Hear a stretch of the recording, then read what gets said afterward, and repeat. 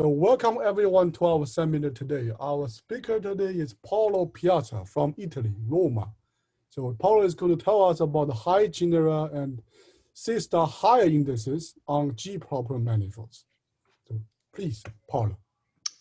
Thank you. Thank you very much for the invitation. It's always a pleasure to have contact with the non-commutative crowd and to see friendly faces. So what I'm going to talk about is joint work with Hessel, Postuma. And let me start right away.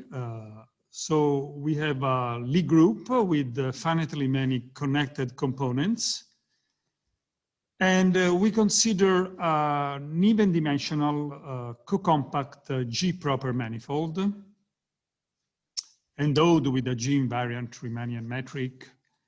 And for the time being, we are taking this manifold to have no boundary, okay? And of course, there is also a G-equivariant Dirac operator, which acts on the sections of a G-equivariant vector bundle. Now, on such a manifold, you can develop a G-equivariant pseudo-differential calculus. Okay, so this is the notation.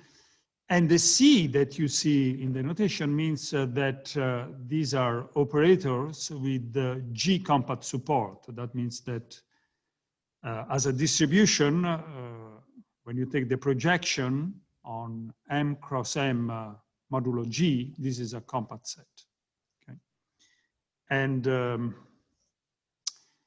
now you can use this calculus to produce parametrics Q, which has reminders in the smoothing operators of this calculus. Okay. And in that way, you can define a compactly supported index class, which I denote that way. Okay. I will recall you in a moment how you define this index class. This is classical.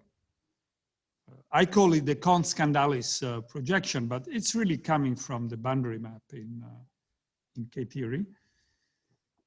So for simplicity and also for later notation, let me set these smoothing operators equal to that left-hand side. Okay. So these are just smoothing operators with smoothing kernels of G-compact support. And the composition is given by the integral over the middle variable and so on. Now, this projector has been used many times in index theory. I call it the Const-Scandalis projector, but as I said, it has several names. And by using this projector, you can define an element, this difference of idempotence. Of course, this is you have to take the unitalization of this algebra, but that's as usual. And this is the compactly supported index class. Okay, now let me very often forget about the vector bundle in the notation so that it's easier to follow the slides. They're not too heavy. Now, what are the higher indices? Well, of course, what I start with is an element in the differential cohomology of the group. I didn't say that G for me is a Lie group. It's not a more general group, just a Lie group.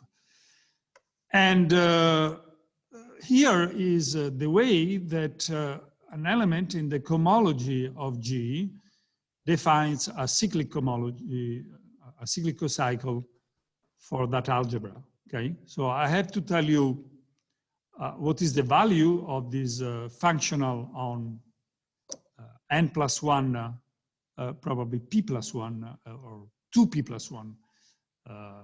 Here you see, this is the problem of cut and paste. I cut and paste this thing from different things. So n should be 2p and not n. And similarly, this integral is over k is equal to 2p in these integrals. Okay, but anyway, you get the idea. This is the way you define this functional, and it turns out that this is a cyclic cocycle, and so you can now take. So I had to tell you who is this chi that is involved in this integration. This is this cutoff function that is always appearing in this G proper manifold. So this is a function on the manifold which has this property that I'm writing now. Now,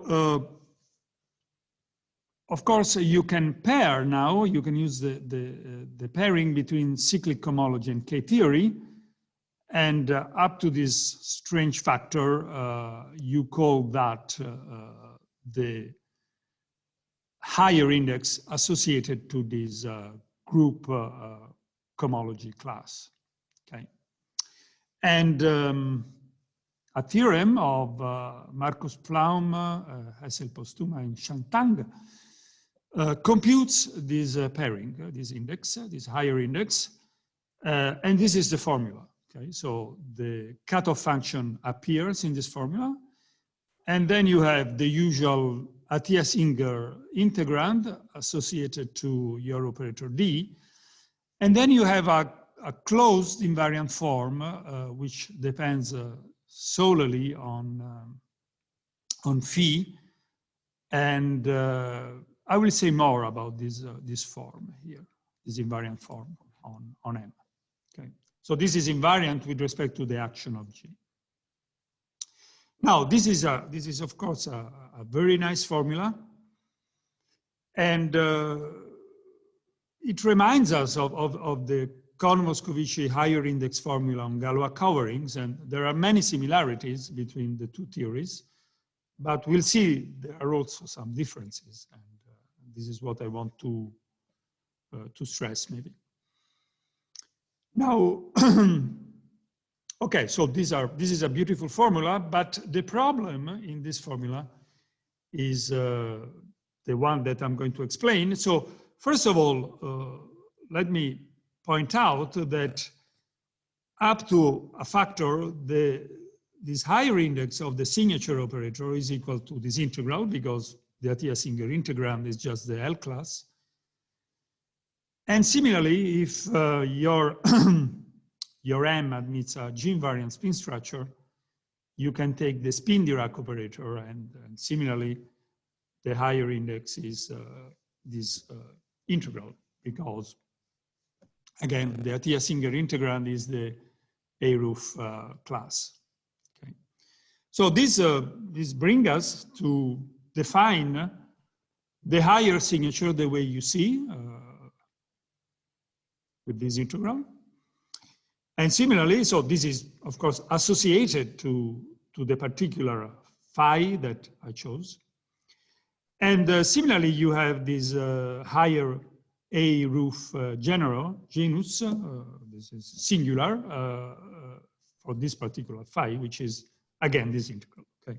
So now, one thing I want to say about this form omega phi is that if you use the Van Ness isomorphism between the differentiable cohomology of G and the invariant cohomology of the quotient, so K is a maximal compact subgroup, then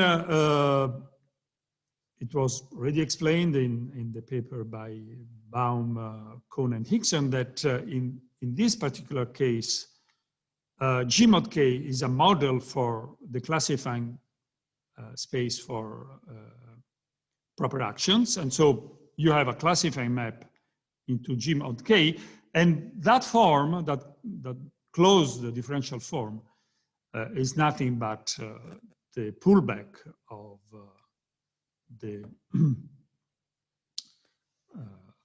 of that class. Okay, so this is just to pursue the analogy with the Galois coverings. Now, the question we want to ask is, what are the properties of these higher genera? Okay, so this is the main question we want to ask. And as we know, if we want to get some stability for these higher genera, we need to go to the C-star index class associated to D. Okay. So what is the C-star index class? Well, it's very easy. The point is that that algebra of smoothing operators is a subalgebra of the row algebra. And the C-star index class is just the image of the compactly supported index class under the natural map in K-theory induced by the inclusion. Okay, so this is the C-star index class. And another useful projector that you can use in order to define the C-star index class is the Cohn-Moscovici projector, or at least I call it the Cohn-Moscovici projector. It appeared in the work of Cohn and Moscovici on the Novikov conjecture on Galois coverings of with hyperbolic group, structure group. Okay. So that's another way, equivalent way to define this C-star index class. Because it's not difficult to see that the Cohn-Moscovici projector, indeed, even though it's not compactly supported, is an element in the row algebra. Okay. Good. Now, let me introduce some other players now. Recall that if L is a length function of the group G, then we can define this space of functions. These are the functions which satisfy this inequality for every k. And this is in fact, space. This is a Frechet space with these semi-norms. And we shall say that G with this length function satisfies the rapid decay condition if we have a continuous inclusion of this, this is in fact a Frechet algebra, into the C-star algebra of the group, okay, the reduced C-star algebra of the group. It's well known, I mean, at least it's well known when G is discrete, but it's also true when G is a Lie group, that if G satisfies this rapid decay condition, then this Frechet algebra is a dense holomorphically closed subalgebra of the C-star algebra. Okay, these are all known things. Okay, now I want to mention another ingredient in what I'm going to say, which is the slice theorem. This is simply the fact that we can find a k-invariant compact submanifold S such that this cross product is in fact diffeomorphic to M. Okay, so this is really a way of presenting M out of this slice and the action of G. So this is a very useful fact because basically it allows you to decouple the analysis into an analysis on G and an analysis on this slice. So this slice is compact, by the way, without boundary in the present context. So now, in particular, you can show that you can present that algebra of smoothing operators as a projective tensor product of the compactly supported functions on G and the smoothing operators on S up to this K cross K equivariance. Now that means that we can enlarge this space of smoothing operators by enlarging the algebra of C-infinity functions of compact support on G. Okay. We simply, define this algebra. Notice that the smoothing operators are a nuclear space, so there are no delicate issues with this tensor product. Okay. So now I have enlarged the space of smoothing kernels, and I think I can state the first result that we got with the Hessel some time ago, which is the following. Before stating the theorem, let me say that some of the things that I will say are in other papers. So, I mean, maybe not in this very particular case, but in some, approximation of this case. Okay, I'll say more about it. But there is one thing that maybe at least I didn't find in the literature. So the first property is that this enlarged space of smoothing operators is a dense holomorphically closed subalgebra. So here I'm forgetting about the vector bundle, but the vector bundle is really there. So in particular, the K-theory of this Frecia algebra is the same as the K-theory of the C-star algebra. Okay. Another property is that the Kohn-Moscovici projector is an element in the unitalization of this algebra. So here, for example, this is a result that for semi-simple Lie groups was already known. Even recently, I think, paper by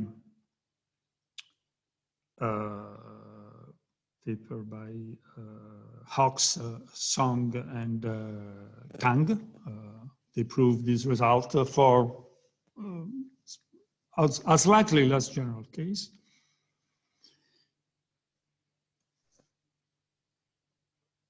Now, this is very similar to Kohn-Moscovici, but the analysis is slightly different. If you have a group cocycle, which is of polynomial growth, then the cyclic cocycle that I defined before extends from the compactly supported algebra to this enlarged algebra. So that means that we can pair the C-star index class, because, for example, the Kohn-Moscovici index class, with this extended cyclic cocycle. Okay, and we get a number now, and this is a C-star higher index. It's not a compactly supported higher index, but it's a C-star higher index. For that reason, you see, I don't have a C anymore near the phi. Now, we can again use Flaum postuma Tang, which use the algebraic index theorem of Nest-Tsigan. Or in fact, you can follow Kohn-Moscovici and use Getzler rescaling on the Kohn-Moscovici projector to show this formula. Okay, you can do that. Now, the maybe more interesting point, because this is all very much similar to the Kohn-Moscovici case, is that what is a sufficient condition ensuring that all the phi have this property? I mean, all the class have this property. One condition is that for K, a maximal compact subgroup, G mod K has a non-positive sectional curvature. Then every class has a representative which is of polynomial growth. Okay. So let me say that one example is connected, the semi-simple Lie group satisfies both conditions. Okay, so for this case, we have higher indices, which are C-star higher indices. Okay, so maybe this is a good moment to ask if there are questions or comments. I should say. Can I ask one question? Yeah. What is the relation between this algebra A infinity G with this Laforgue-Schwarz algebra or Harshender-Schwarz algebra if the M is just G mod K? Yeah, so in that case, so for semi-simple Lie groups, the Laforgue algebra is contained in this algebra. Okay. So, and that is also a dense holomorphically closed subalgebra. So some of the results which have been given in the past by other people, Hawks, Song, you, and if I recognize you, because I don't know who talked, but maybe it was Song who was talking. Yeah, this is yeah, Yanni. okay. Yeah. They refer to that algebra, okay, the Laforgue algebra. And so as I said, many ingredients are these, but in this generality, maybe 5, I was not aware of 5, let's put it that way. And in fact, the proof of 5 is rather delicate. You really have to do some Riemannian geometry in order to show that. Now, so further remarks. Of course, there is work of Fukumoto, who showed that by adapting the method of Hilsum-Skandalis, he showed that the C-star index class is, for the signature operator, is a G-proper homotopy invariant. And similarly, if you have a spin manifold with a G-invariant spin structure with a G-invariant metric of positive scalar curvature, then the index class vanish. Okay, so the Lichnerovich-Rosenberg argument works also in this case. Of course, this has some consequences on the higher genera, because then the higher genera are, the higher signatures are G-proper homotopy invariants, and in this case, under these assumptions, and the higher A-roof genera are obstructions to the existence of G-invariant matrix of positive scalar curvature, exactly as in the usual case.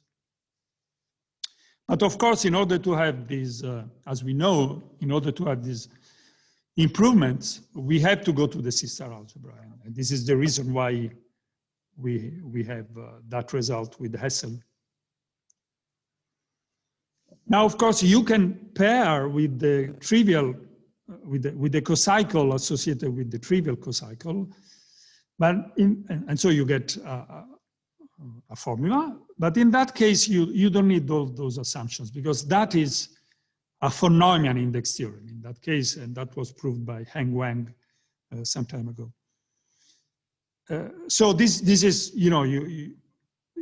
it's a difference you always have to keep in mind, namely that von Neumann index theorems hold under much more general assumptions than C-star index theorems. Okay, this is particularly so for what I'm going to say next on manifolds with boundary.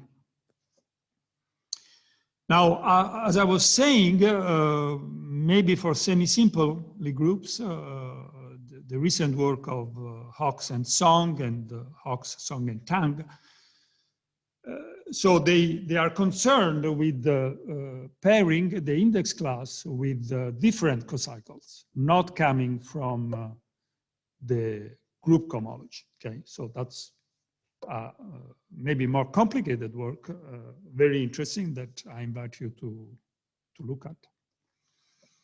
I myself didn't read the whole papers, but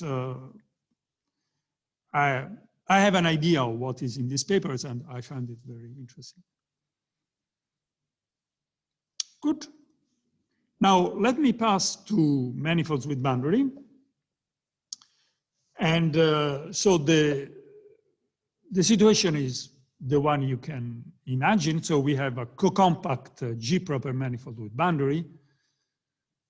All my data are of metric type near the boundary. We have a G-equivariant Dirac operator, which has a boundary operator.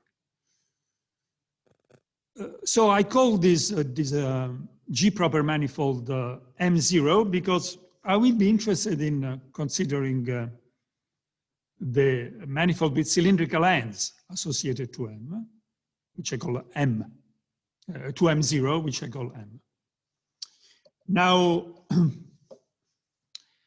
if the boundary operator is L2 invertible, then you can define there is a well-defined C-star index class, okay? So where does this index class live? So this is a refinement of the row algebra where you close, you take the closure of operators which have support localized near M0. Okay. So this is the row algebra you consider in this kind of problems on manifolds with cylindrical ends.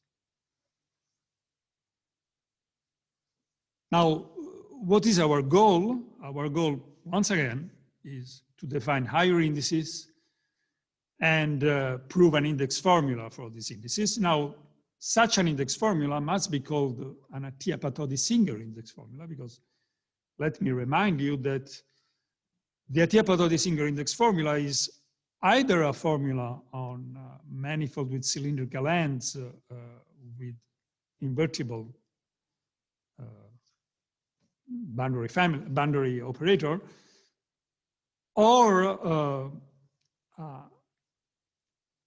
a formula for a certain boundary value problem, which gives, in fact, the same index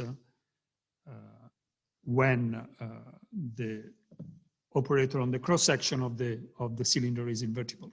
Okay?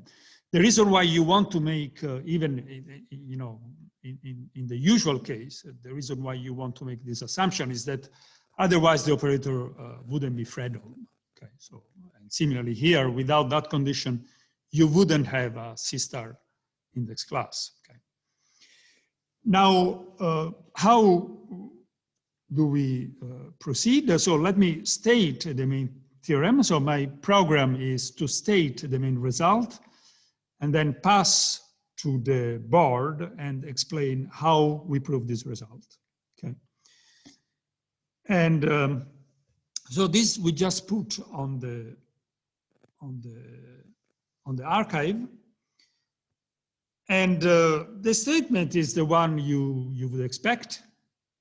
So you can construct a holomorphically closed subalgebra, and you can find a refinement of the index class to, so I usually call these smooth index classes, to this dense holomorphically closed subalgebra. Okay. If your cocycle is of polynomial growth, then you can define a cyclic cocycle over this algebra, and here already you have to recall what you have done in the closed case, because this is very similar. And so you have a higher index class. But maybe the novelty is in this formula that I wrote at the end, namely an Atiyah-Patodi-Singer index formula. So for this higher C-star index, you have an Atiyah-Patodi-Singer formula in the usual form, even though the higher at invariant is more complicated to define, and I will get to that in a moment. So this is the statement. I think, yeah, this is the last slide. And so what I want to explain now is how we prove this formula, okay? And the way we prove this formula comes from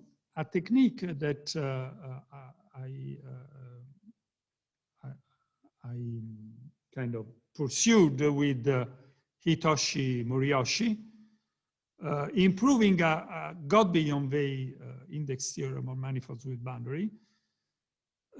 And so this is maybe what I want to explain. Of course, going to the G-proper case will bring some complications, but I just want to give the idea in the remaining 25 minutes. So now let me get out of my slides. I'm very afraid of doing something that I shouldn't be doing. I'll risk. Okay. Okay. Now, I don't see myself, but I hope you see me. Do you see me? Yes, we can see you. Okay, thanks. I just don't have a picture of myself, but it must be somewhere. I usually employ Google Meet, so I'm not very good with Zoom, but I can live with that.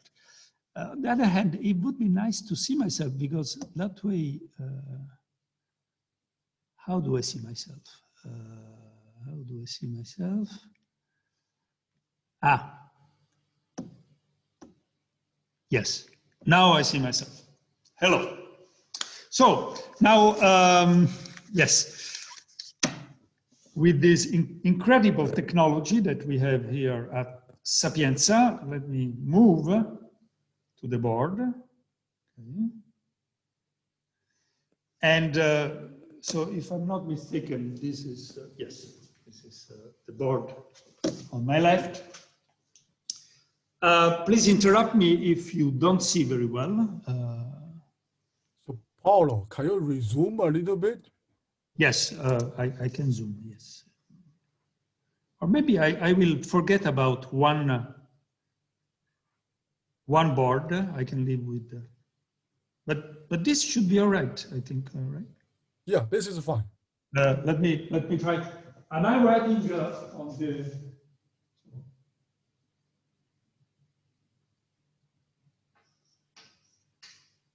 Use B-calculus techniques.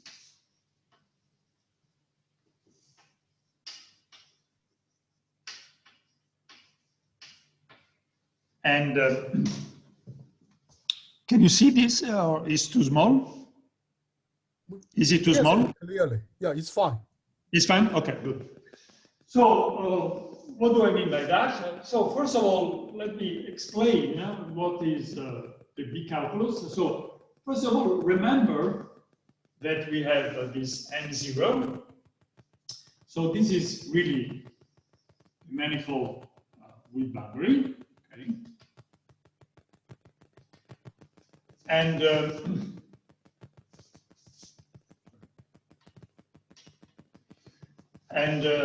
so now, let me put it in the other direction, because I want to add.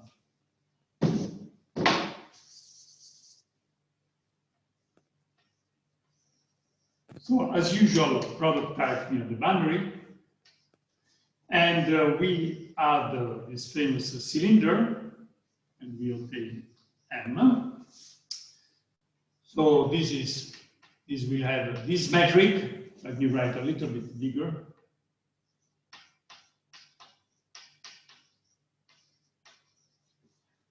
But of course, we can make a change of variable, a compactification of this cylinder, this infinite cylinder.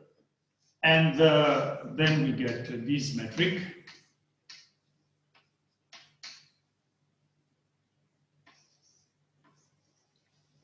Okay. So that means that we basically have this picture now. I have some beautiful colors for you, because I know you like colors. So this is the cylinder that we have added. And then here we have the cylinder that we have compactified.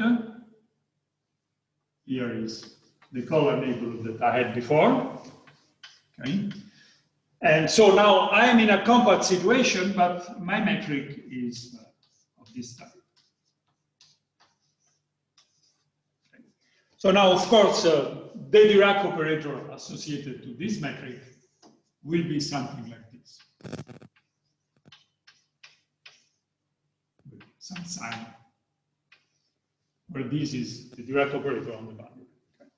So now, this kind of operators, you analyze with the B-calculus. And what is the B-calculus? So this is why I want to have the board, because that way I can maybe draw pictures. And so let me move a little bit.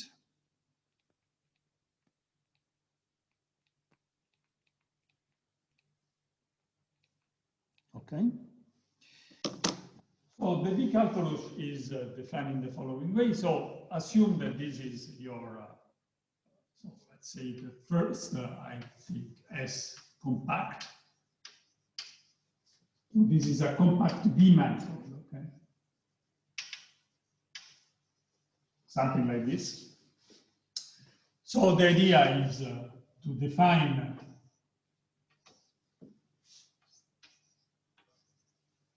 the Schwartz kernel of your operators by blowing up this submanifold, and this is ds cross ds, creating a manifold with corners.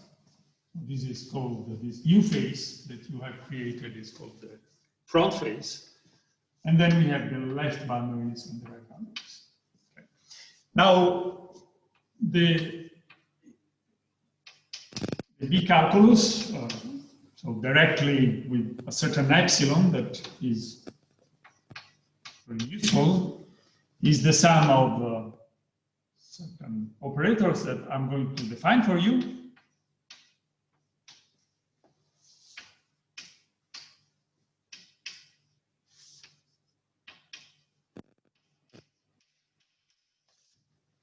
Am I still, yes.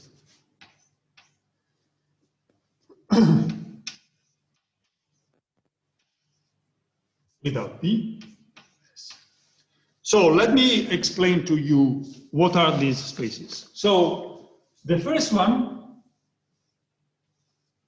is simply, these are pseudo-differential operators obtained by Fourier transform of symbols in the direction. Well, the focus is a bit off.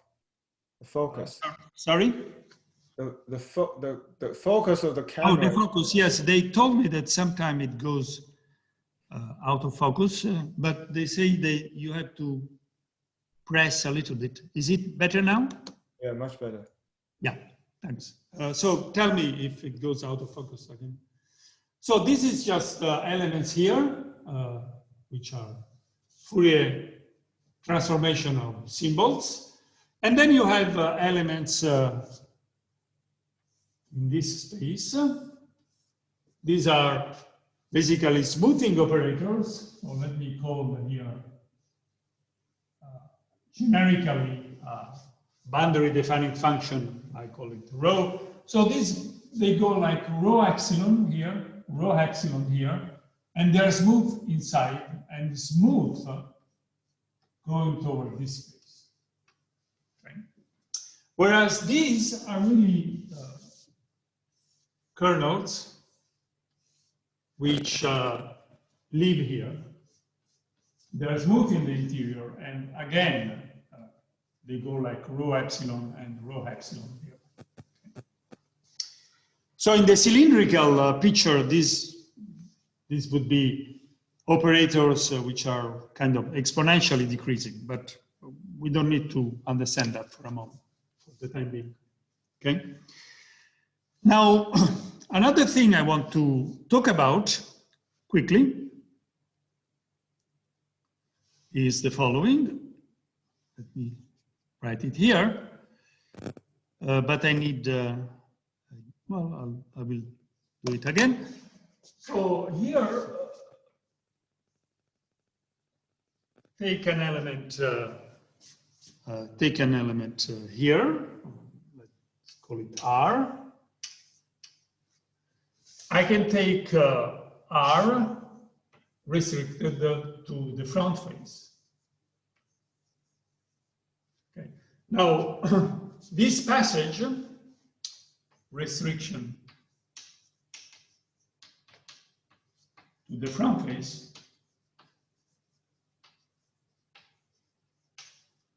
defines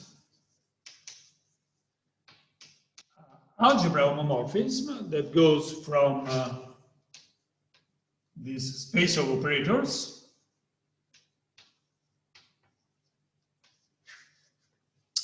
oh, there is no B here.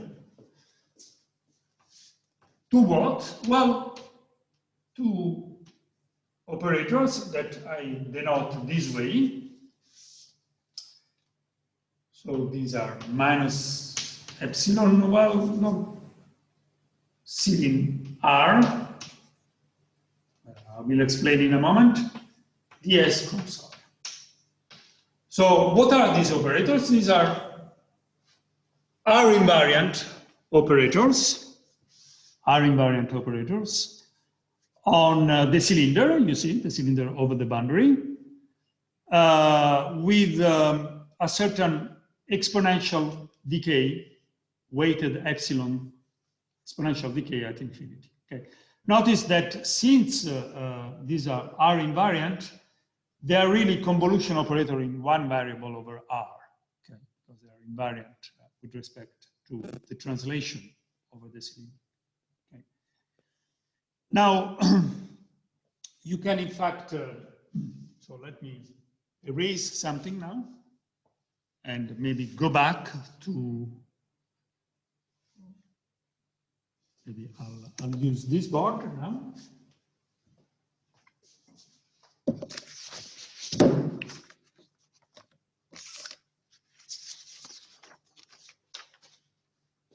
Okay.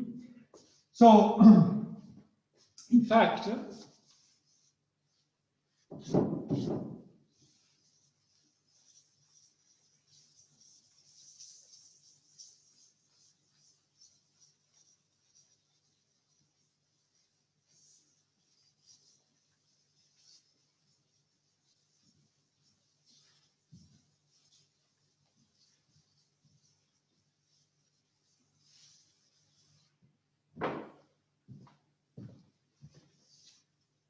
let me move this. Okay. So we define this algebra here, AB of S. These are, of course, all bounded operators on L2. So we take the sum and then I take a cylinder S R, so this is that space over there.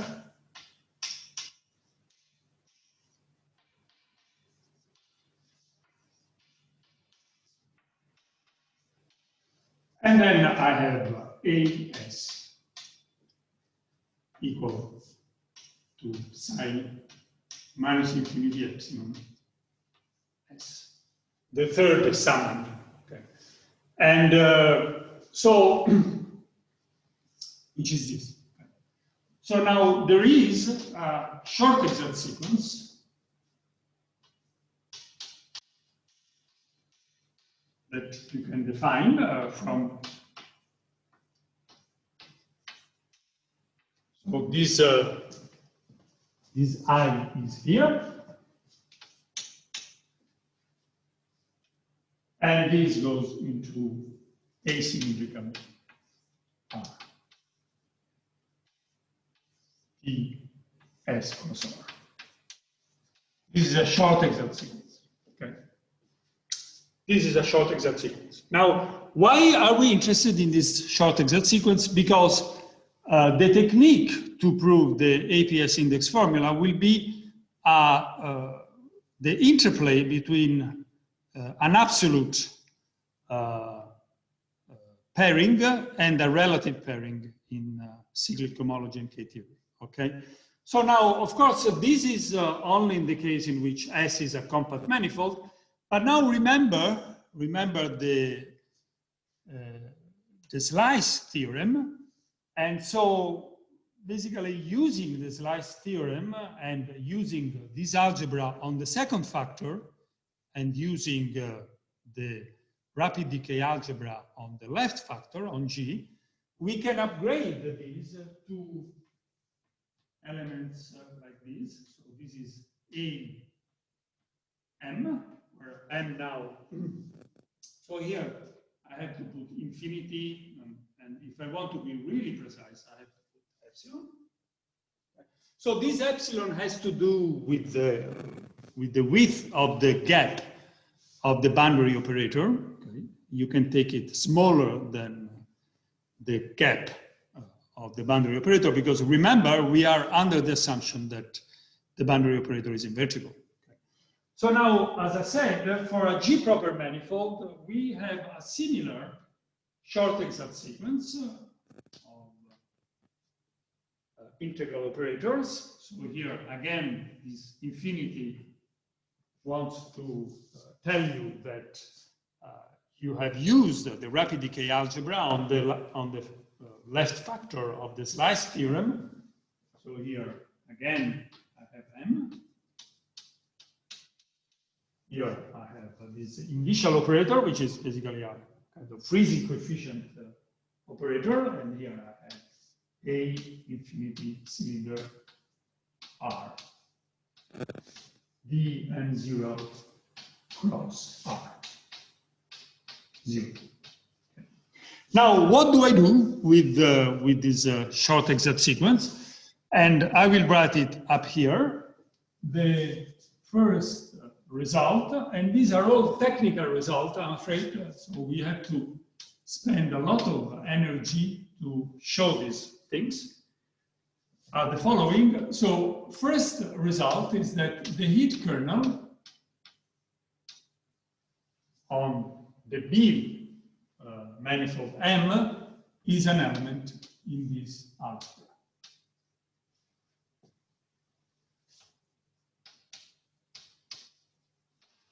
Okay, and here, you have to work a little bit to do that. Okay. The second property is that when you do this restriction, well, you get nothing but the Dirac operator of the cylinder, which is very natural. What else I want to say? More generally, the Kohn-Moscovici projector is an element in this algebra.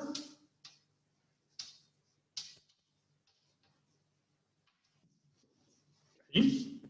So notice that, of course, this belongs to the invariant algebra on the cylinder.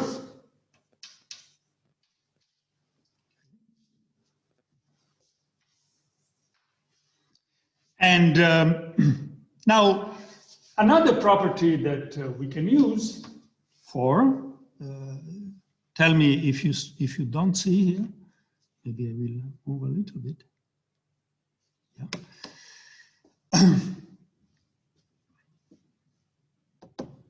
Yeah. Okay, now I see myself much better.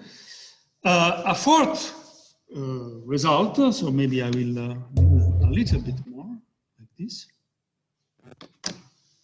Fourth result is that, well, using the B calculus, I cannot say more. There exists an index class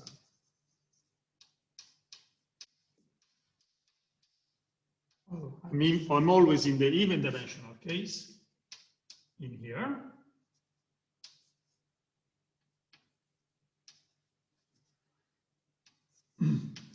So remember that elements here, let me do the picture, elements here are 0 on the boundary. Okay? They're completely 0 on the boundary. Okay? So this is like a closed manifold if you want. And the interesting point is that if I use the Cohn-Moscovici projector, the famous matrix 0, 0, 1, and the Cohn-Moscovici projector with a T in front, with T going from 1 to infinity, infinity included, this element defines a relative class for AB, infinity epsilon, m, and then the cylindrical class here.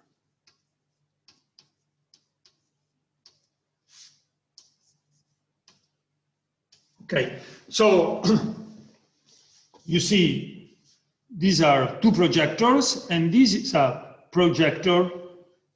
Remember that we have, let me show you it's still on the board here. We have I, this surjective homomorphism. Let me try to move a little bit here.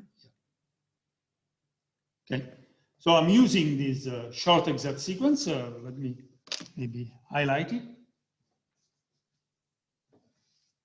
Using this short exact sequence. And so the last result, which I will write here,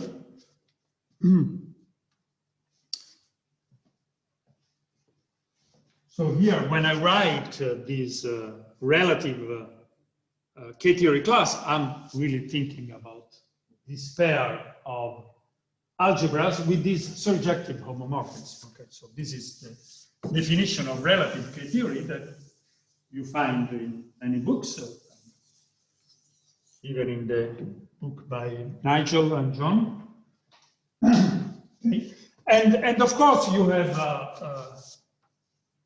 excision homomorphism, and this brings, sorry, I'm not in. Okay. So the excision homomorphism brings the absolute class in the relative class. It's a proposition. The relative class is this class here. Okay. I call it the relative class.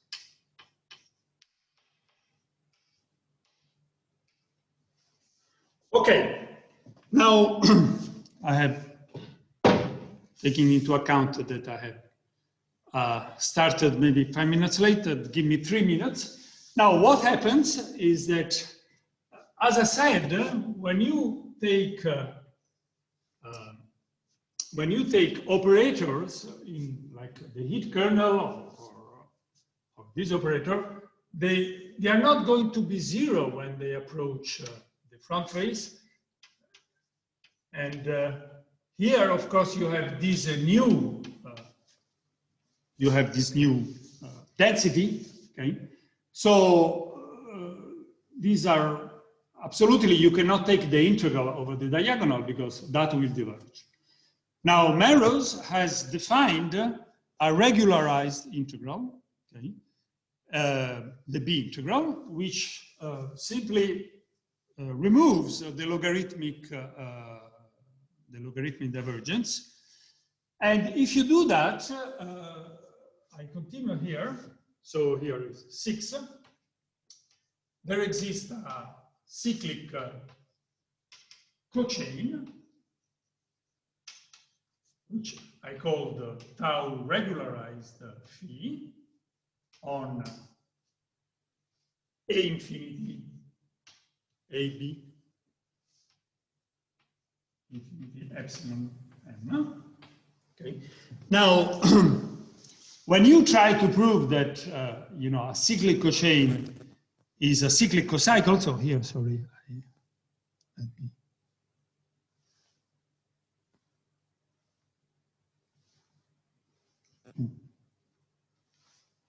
yes. Okay. Now, when you try to prove that a cyclic cochain is a cyclic cocycle, you have many trace identities that you use, but this regularization of the trace, of the integral along the diagonal, is not zero on commutators. For that reason, and this is the main point, when you compute these the B boundary in cyclic homology on this cochain, you don't get zero, which is what you got in the closed case. You don't get zero, but you get the pullback of a certain cocycle sigma phi. Okay. Sigma phi cocycle on the cylindrical algebra.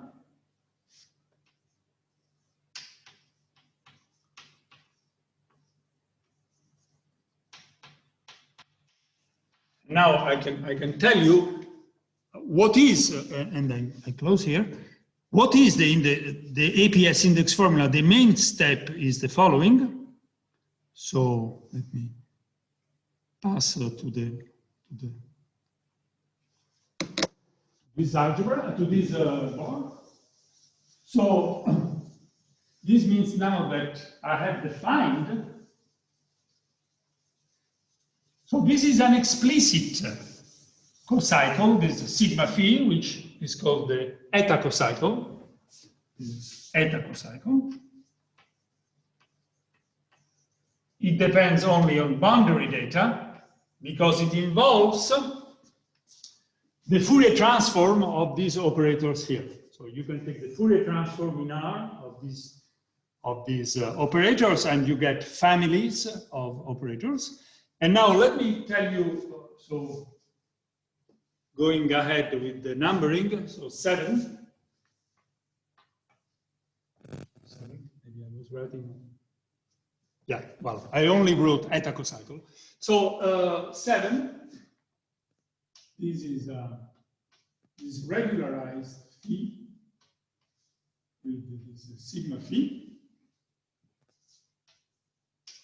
Is a relative cyclic cocycle for this algebra.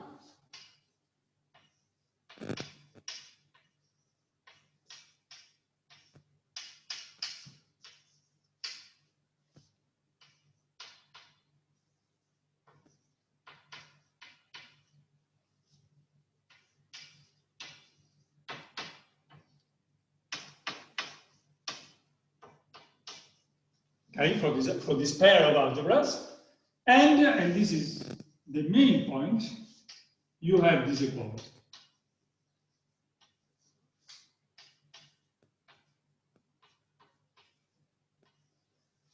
So this is not regularized because this is 0 on the boundary, 0 on all boundaries. So you don't need to regularize. And here you have the index class, the relative one, paired with the regularized cocycle is a relative cocycle. If you write down now the definition of the relative pairing, you multiply D by U and let U go into 0, you get that formula that I explained. Okay, so remember that this is just this is given in terms of the Moscovici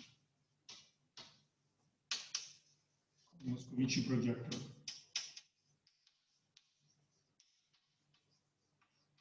On M and on dm0 cross R. Okay, so you can write it down very explicitly, and that gives you a kind of explicit higher eta invariant that satisfies that formula. Okay, I finished. Sorry, I'm maybe 1 minute late. Thank you for your attention. Question or comment?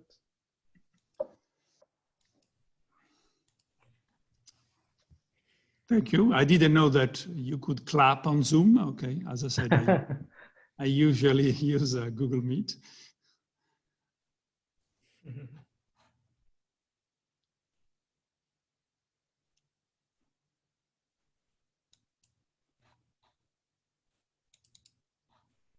So let me add that this technique was used also, well, it was used on foliations with Moriyoshi, but then it was used with Sasha Gorokowski and Moriyoshi again on Galois coverings, reproving a result of myself with Lechnam.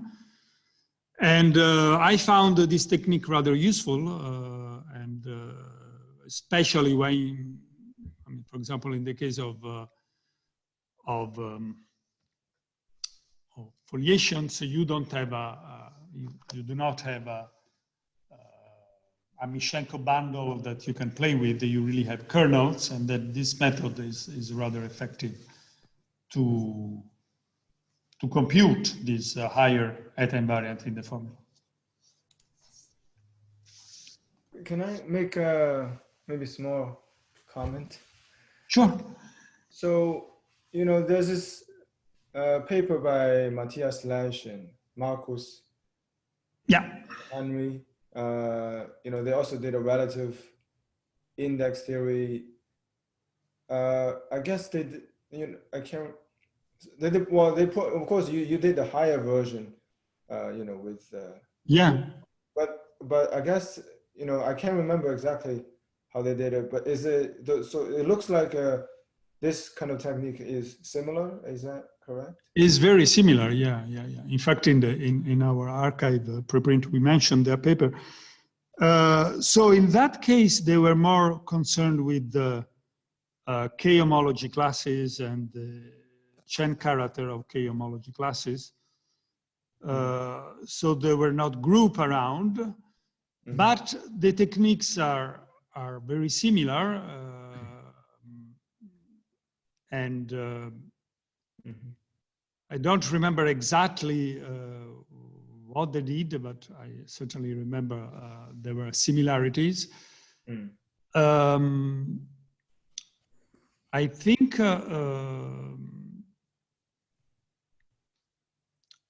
I think at the end, the main ingredient is always this formula of Merrows for the regularized trace of a commutator. Somehow, this is always the main point in these things. And of course, the calculus that allow you to look at operators as kernels.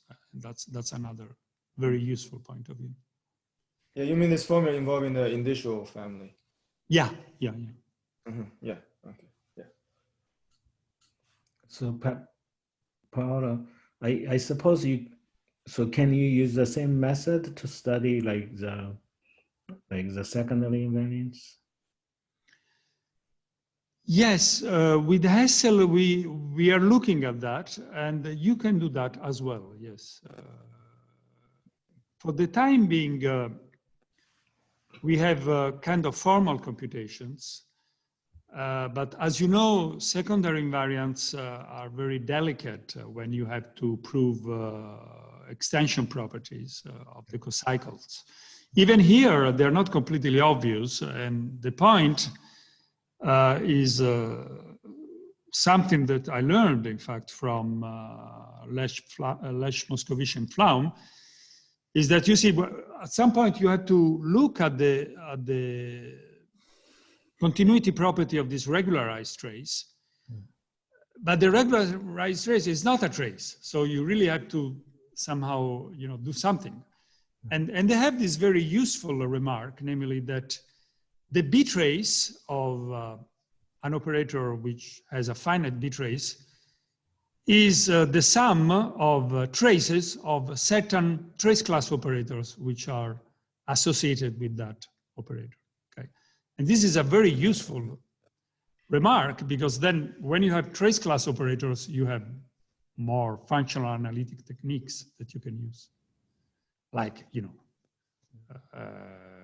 the trace norm, the Hilbert-Schmidt norms, and their relation.